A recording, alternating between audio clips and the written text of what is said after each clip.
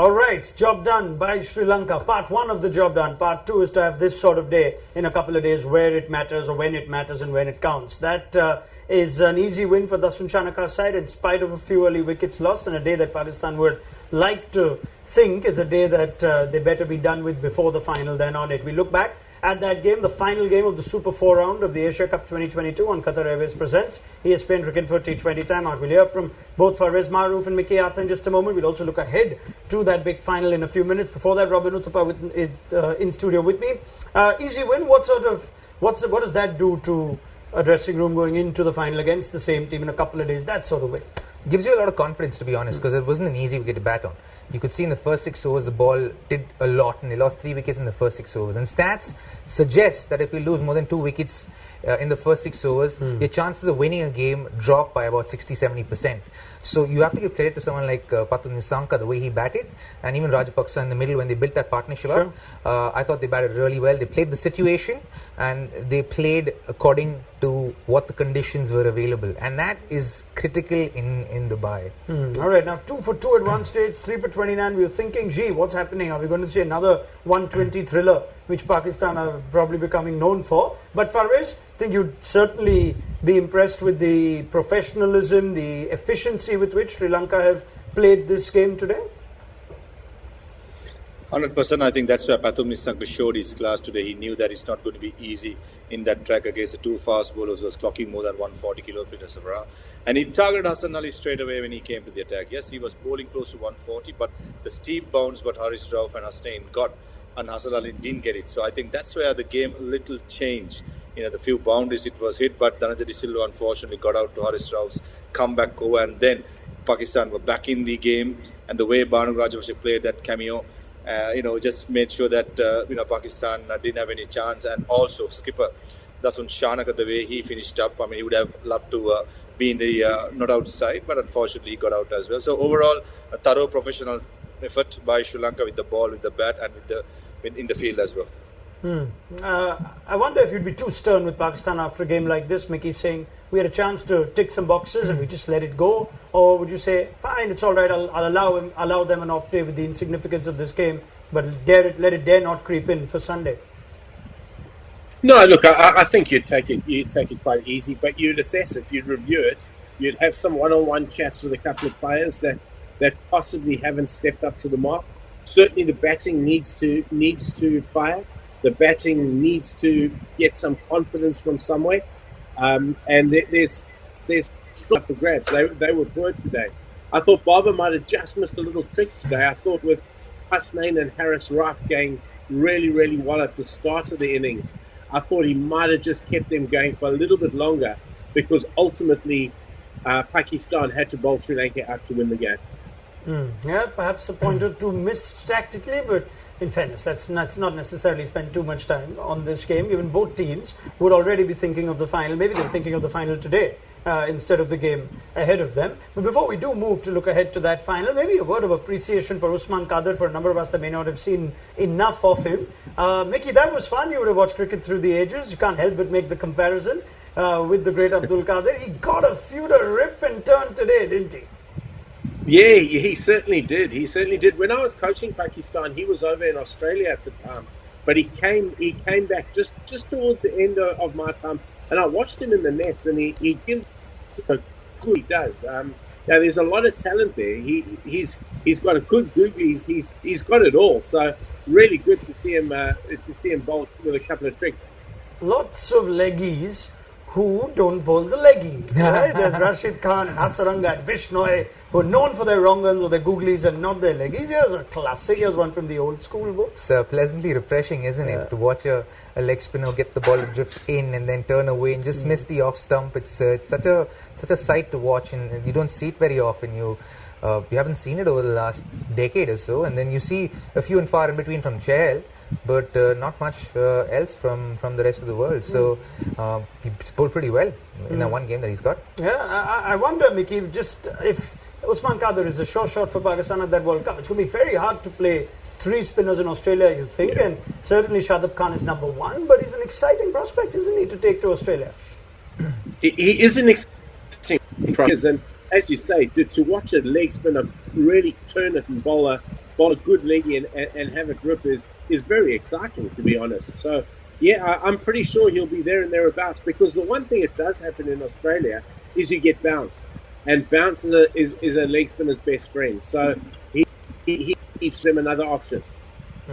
All right. Now, let's look ahead to the final. It is the final for the Asia Cup 2022. We will preview it on Qatar Airways presents ESPN Cricket for T20 Timeout. Robin Uthappa, Mickey Arthur, Farveez Maharoof, all in readiness. Sound like Ravi Shastri at the toss, don't I? Anyway, let's go to Farveez first up, shall I?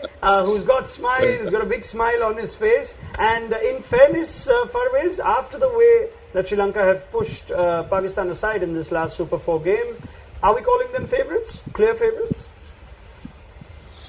I think looking at the form going into the final, definitely yes. But still, I think Pakistan is a very unpredictable team. On their day, they can brush aside any team. Man to man, I think they are more powerful looking at their bowling attack. But I think the momentum is definitely with Sri Lanka. The way they are playing is a thorough young team playing professional cricket. Everyone knows their job role very clear. I mean, I'll go back to a couple of years before. Even though Sri Lanka was not doing well, this 2020 team, when Mickey was the coach as well, same combination was played. 5 batsmen, 3 all-rounders, 3 bowlers. And the coaches now have stick to the same routine. So I think that's now paving for it, and it's showing its results now. So I think overall, lot of credit should be given to the people who are behind the scenes, who have trusted these players. And at the moment, all these players in the team now knows their role identically very well, and that helps the cause of a team of winning a major tournament. All right, before I go to Mickey and Robbie, Farveez, 2 changes were made in that last Super 4 game. We're expecting Dhananjay De Silva to keep his place for Sri Lanka. And what about Pramod Madushan, who enjoyed a good debut? Would you stay with him, or are you going back to Asita Fernando for this one? Farveez? I think the first change is definitely it'll continue. Dhananjay De Silva will continue at number 4, and with the way he bowled 4 overs, that's an added bonus for Sri Lanka. With Asita Fernando or Pramod Madushan, that's a bit of a tricky one. I mean, Asita Fernando, yes, in the last game went for runs, but the way he has bowled previously, I think it's a very tough one to, get him out of the team. But also Pramod Madushan bowled well, so I think it all depends on the conditions, the pitch. Everything will have a bigger role. But for me, I'll probably will stick to Asita Fernando for the finals, mainly because of his experience. All right, let's go to Mickey Arthur now. They missed an opportunity to get their middle order in for Mickey. Could that very well be where this final is decided? Yeah, look, it could be. It certainly could be. And again, as I say that, we've been saying it the whole competition. They'll be wanting numbers 4, 5 and 6 to do a job. Right, Asif Ali, he's done a job.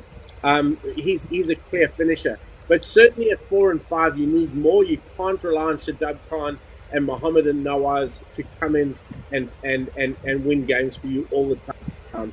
So 2 positions that Pakistan would certainly look at, and obviously they need runs as well, I think, from Fakhar Zaman. Fakhar seems to be he's struggling a little bit. He's playing a lot within himself. Fakhar plays best when he goes out, plays his shots, makes good positions and takes the game on. Not doing that at the moment, so they need more from him as well. As far as team changes go, I guess, Mickey, did they miss out on a chance if they wanted to play someone else like Sri Lanka did with Dhananjay De Silva and Sri Lanka? They could have tried it in that last game, but now that we've not seen Haider Ali, is it unlikely that somebody like Iftikhar would make way for him? We're expecting both Shadab and Naseem just to take their places for the players that replace them? Yeah, I'm expecting that both those guys to come back. I do think they possibly missed a chance with Haider Ali. I mean, he's a very, very good young player. They probably missed a chance with him today, but I think they'll remain consistent, and that's something that I think counts a lot, is consistency with a team. Farveez mentioned it. You can see the Sri Lankan combination now being very consistent for a long period of time. The guys are not scared of their places, and they go out there and play a fearless brand of cricket. All right. Now, Robin Uthappa, we think Pakistan's batting is so heavily dependent on the top 3. We've discussed the middle order not quite having the tournament they'd like. Now, all of a sudden, in the top order, 2 out of the 3, Mickey points out Fakhar Zaman, we've been talking about Babar Azam, don't seem to be having the tournament they have. Is that the concern, Pakistan's batting? Well, it is, but you got to consider the conditions as well. For me, are these the best conditions to play T20 cricket in? I might sound like I'm beating this drum a lot, but Uh, this is a fact, though. I feel like this is not the best T20 wicket to be playing on, and especially when a wicket's fresh like this, I wouldn't blame the Pakistan team for the way they batted, but I would actually probably ask them to recheck the way they approach their batting. Right? You got to bat the conditions, irrespective of if you're playing a test match or a one-day game or a T20 game. You got to bat the conditions. You got to assess the conditions and say, this is what's possible. Even if you say, okay, I'm going to go there and get 170, that's what I want to get, or aim 160 and try to get 180. But if you go out there and then it seems like, man, it's doing a lot, maybe let's look to get 130 and then let's look to get 160. So your whole approach changes. Then you're suddenly looking to rotate the strike a lot more. You're waiting for a really bad ball for you to be able to hit for 4, and then the approach changes. So I think they're not doing that. They've decided that they're going to play one way and they're just playing that way. They're not reassessing and making changes on the move. And you need to be able to do that in high pressure situations in a tournament like this, to be able to say, hey, you know what, I don't think the wicket's conducive for me to play good shots, especially in the middle overs. You could tell after a point the Pakistan batsmen are just trying to hit sixes. They're not thinking about, okay, let me just run good twos, or look to score low risk boundaries. That was never an option for them. You compare that to what Pathum Nissanka did. He did that excellently. He went there and he said, you know what, I've lost 3 wickets in the first 6 overs. I'm just going to hold one end up, rotate the strike. Even if it's at a strike rate of 105, 110, it does not matter. If I bat 20 overs, I get my team through, and that's what's most important. You got to give yourself the best chance to succeed.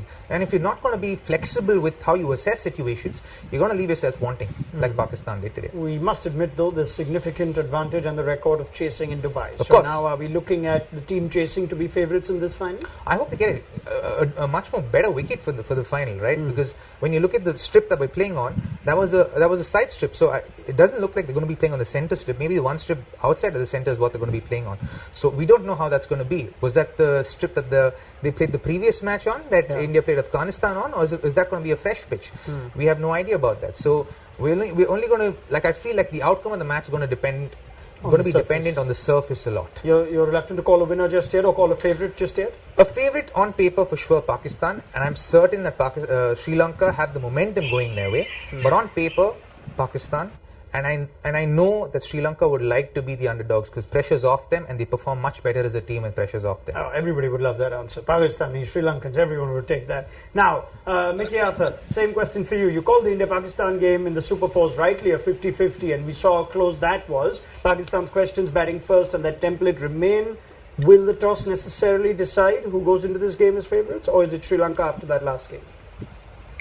Sri Lanka with the momentum, Pakistan probably slightly better man for man. The toss, historically, over this tournament says it is going to be quite important because you then know what you're chasing and you can set your stall out.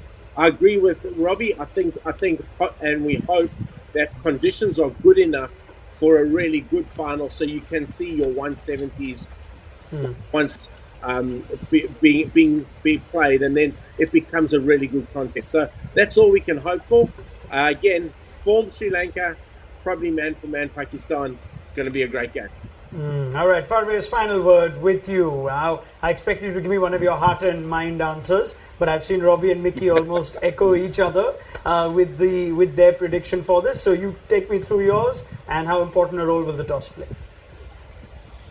First of all, let me put a small input about the fresh pitch. Being a fast bowler, I mean, you need at least some sort of a thing for a fast bowler. Every time everything is for a batsman. So I reckon. Wouldn't you like that? Dubai pitch.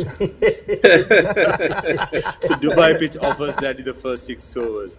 I mean, saying that, I understand what Robbie's trying to say. You need more good pitchers.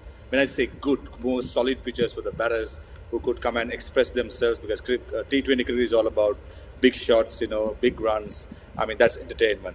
But I think, yes, definitely Dubai pitch has given lots of opportunities for the fast bowlers. I think Pakistan got to be blamed as well for their approach. I mean, as Robin correctly said, the communication between the batters is not that great as far as I see it. Going into the final, yes, Sri Lanka will definitely go in as favourites. I mean, I would like to have the tag of underdog for Sri Lanka, but unfortunately I can't say it because the way the team has been playing, they're playing fantastic. I mean, beginning of the tournament, no one would have given them a chance, but now this young team have proven a lot of people wrong. So I think they will go in as favourites, as Mickey said, man-to-man Pakistan in front. But an unpredictable team in a final will always make it really interesting. So I'm hoping that Pakistan will bring their A game. Don't jinx it, Farveez. Let them be the underdogs, man. They're winning so far with the underdog tag. I would love to say it, but I just can't say it because the momentum and the performance have been so good. Yeah, that's All right. right, awesome. I'll tell you what's fun. We have exactly this panel for the final. So we will continue the conversation then. It's a big thank you to Farveez, Maharoof, Mickey Arthur, as well as Robin Uthappa. And we will look forward to their company for the final of the Asia Cup. Do join us then on Qatar Airways Presents ESPN Cricket for T20 Timeout.